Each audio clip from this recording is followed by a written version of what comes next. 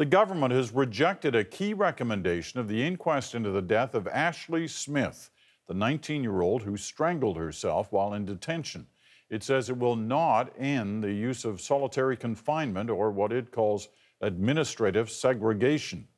There have been many calls since her death 7 years ago to rein in use of the controversial tactic in Canada. But the government says research into segregation is not conclusive. Catherine Cullen has more. Ashley, come on. When a coroner's jury looked over Ashley Smith's difficult life and brutal death, it came up with more than 100 ways to stop something like this from happening again. I was devastated. Smith's mother has waited a year for the government to respond. They've basically rejected everything that the jury tried to put in place. Included in the recommendations to abolish indefinite solitary confinement and to ensure long-term segregation not be more than 15 days.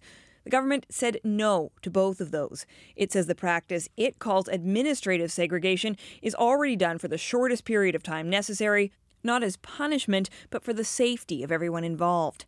This prisoner's rights advocate doesn't buy that. Every time people look at segregation, they are horrified in this country. They should continue to be horrified. Another key recommendation from the jury for people like Ashley Smith with complex mental health issues to be in treatment facilities rather than prison. The government announced today that it's extending a pilot project, making 2 inpatient beds available at this mental health centre, bringing the total to 34 across Canada. In a statement, the Public Safety Minister called it unprecedented action to treat federal offenders with the most complex mental health needs. He also pointed to the government's mental health action plan and says the government understands that prisons are not always the most appropriate place for the most seriously mentally ill.